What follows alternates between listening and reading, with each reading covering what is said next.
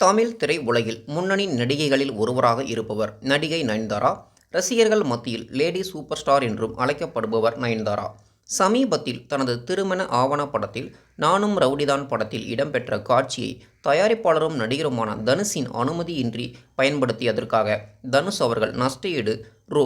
10 கோடி கேட்டு வழக்கு தொடர்ந்து உள்ளார். இந்த நிலையில் தற்போது சூப்பர் ஸ்டார் ரஜினிகாந்த் பற்றி நயன்தாரா பேசிய பதிவு ஒன்று சர்ச்சையை ஏற்படுத்தி உள்ளது.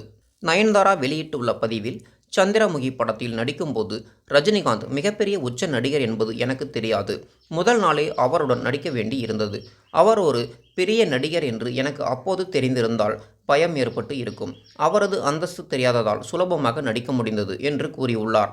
இதனைத் தொடர்ந்து நயன்தாராவின் கருத்தை ரசிகர்கள் விமர்சனம் செய்து வலைதளங்களில் பதிவிட்டு வருகின்றனர். நயன்தாரா ஹாலிவுட்டில் இருந்து வந்தாரா?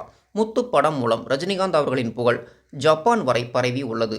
பக்கத்து மாநிலமான கேரளாவில் இருந்த நயன்தாராவுக்கு ரஜினிகாந்த் பற்றி எப்படி தெரியாமல் இருந்திருக்கும் என்று கேள்வி எழுப்பியும் இதனை கண்டித்தும் ஆவேசமாக பதிவிட்டு வருகின்றனர்.